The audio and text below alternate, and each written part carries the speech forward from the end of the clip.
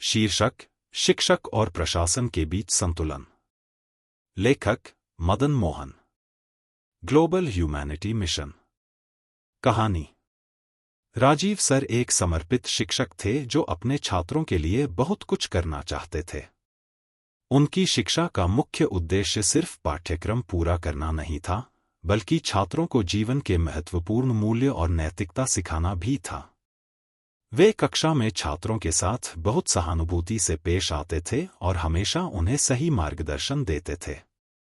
Rajiv sir के school में एक नई प्रशासनिक नीति आई थी, जिसके तहत शिक्षकों से छात्रों के परिणामों में सुधार की उम्मीद थी, लेकिन इसके लिए प्रशासन ने अतिरिक्त काम करने का दबाव भी डाला था।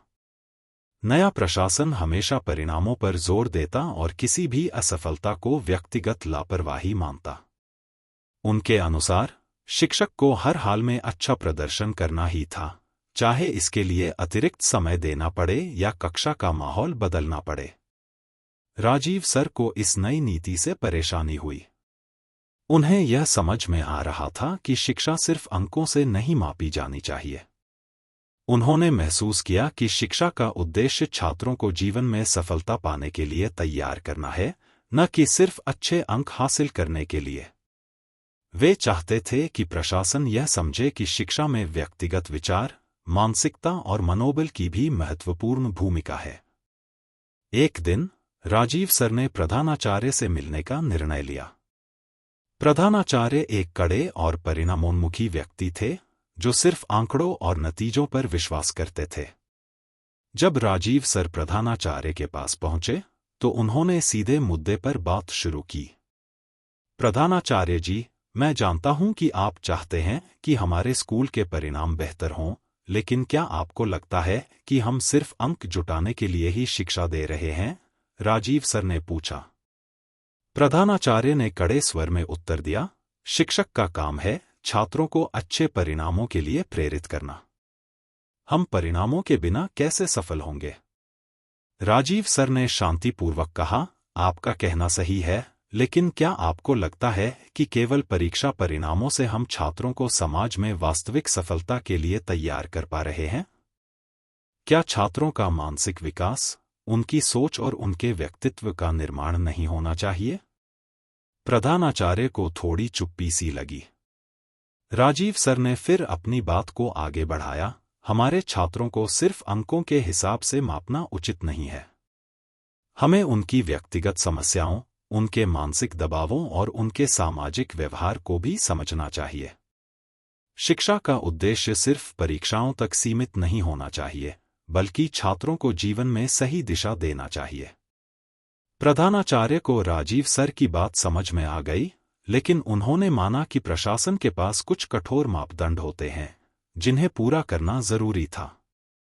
फिर भी उन्होंने राजीव सर की बातों को ध्यान से सुना और दोनों के बीच एक समझौता हुआ कि प्रशासन छात्रों के परिणामों पर ध्यान देगा, लेकिन साथ ही शिक्षक को छात्रों के व्यक्तिगत विकास और मानसिक स्थिति को समझने का भी पूरा मौका मिलेगा।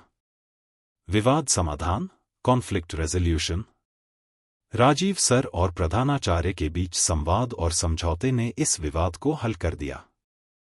प्रशासन ने मान्यता दी कि शिक्षकों का दायित्व सिर्फ परिणामों तक सीमित नहीं होना चाहिए, बल्कि उन्हें छात्रों के मानसिक और भावनात्मक विकास पर भी ध्यान देना चाहिए। वहीं राजीव सर ने भी यह समझा कि प्रशासन की अपनी चुनौतियां और प्राथमिकताएं हैं, जिन्हें ध्यान में रखते हुए उन्हें कार्य करना होगा। निष्कर्ष: यह कहानी हमें यह सिखाती है कि शिक्षक और प्रशासन के बीच संतुलन बनाए रखना जरूरी है। शिक्षक का कर्तव्य है कि वह छात्रों को न केवल अकादमिक रूप से सक्षम बनाए, बल्कि उनके मानसिक और भावनात्मक विकास में भी मदद करे। वहीं प्रशासन को भी यह समझना चाहिए कि शिक्षकों को अपने छात्रों के विकास के लिए पर्याप्त स्वतंत्रता और समर्थन मिलना चाहिए। दोनों पक्षों के बीच संवाद और समझौते से ही एक बेहतर शैक्षिक माहौल बनाया जा सकता है। कहानी में विवाद समाधान, कॉन्फ्लिक्ट रेजोल्यूशन के सिद्धांतों का प्रयोग। एक सिद्धांत, संवाद, कम्युनिकेशन। व्याख्या: किसी भी विवाद को सुलझाने के लिए सबसे महत्वपूर्ण कदम है खुला संवाद। दोनों पक्षों को अपनी बात एक दूसरे के सामने रखनी चाहिए और एक दूसरे की बातों को समझने की कोशिश करनी चाहिए। इस प्रकार के संवाद से मिसअंडरस्टैंडिंग्स को दूर किया जा सकता है और समाधान की दिशा में कदम बढ़ाया जा सकता है। उदाहरण: राजीव सर और प्रधानाचार्य के बीच संवाद स्थापित हुआ। राजीव सर ने प्रधानाचार्य से सीधे पूछा कि वे परिणामों को लेकर किस दृष्टिकोण से काम कर रहे हैं, और इसके बाद अपनी चिंता व्यक्त की कि शिक्षा में छात्रों के मानसिक और व्यक्तिगत विकास को भी प्राथमिकता मिलनी चाहिए। प्रधानाचार्य ने भी अपनी चिंताओं को साझा किया और इस प्रकार खुला संवाद होने से दोनों के दृष्टिकोण स्पष्ट हुए और समाधान की दिशा मिली। 2. सिद्धांत, सम्मान, रिस्पेक्ट। व्याख्या: एक दूसरे के विचारों, दृष्टिकोण और प्राथमिकताओं का सम्मान करना बहुत आवश्यक है। यदि हम दूसरे के दृष्टिकोण का सम्मान नहीं करेंगे तो कोई समाधान संभव नहीं हो सकता। दोनों पक्षों को अपनी अपनी स्थिति की वैधता को समझने और मानने की आवश्यकता होती है।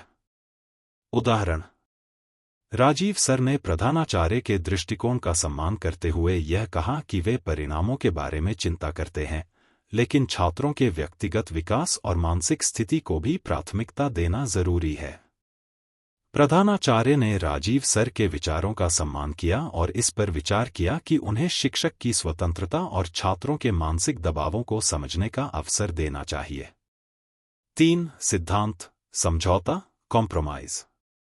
व्याख्या: विवाद के समाधान में समझौता करना एक प्रभावी तरीका हो सकता है जिसमें दोनों पक्षों को अपनी कुछ अपेक्षाएं छोड़नी पड़ती हैं ताकि कोई संतोषजनक परिणाम निकले।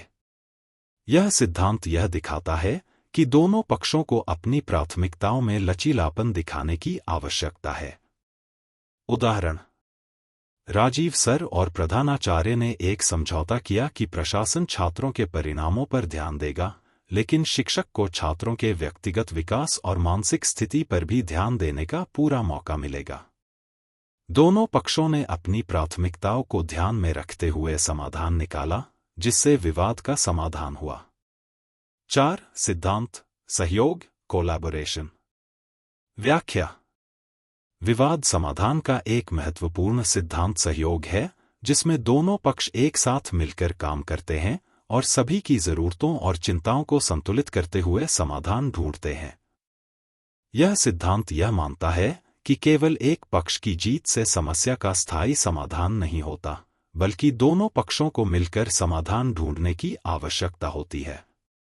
उदाहरण: राजीव सर और प्रधानाचार्य ने एक साथ मिलकर इस पर विचार किया कि परिणामों के साथ साथ छात्रों के मानसिक और भावनात्मक विकास को भी महत्व दिया जाए। दोनों पक्षों ने एक दूसरे के दृष्टिकोण को समझते हुए समाधान निकाला और सहयोग की भावना से काम किया। निष्कर्ष: कहानी में मुख्य रूप से 4 प्रमुख सिद्धांतों का प्रयोग किया गया है। संवाद, कम्युनिकेशन; सम्मान, रिस्पेक्ट; समझौता, कॉम्प्रोमाइज; सहयोग, कोलैबोरेशन। इन सिद्धांतों का प्रयोग करके राजीव सर और प्रधानाचार्य ने अपने विवाद को हल किया।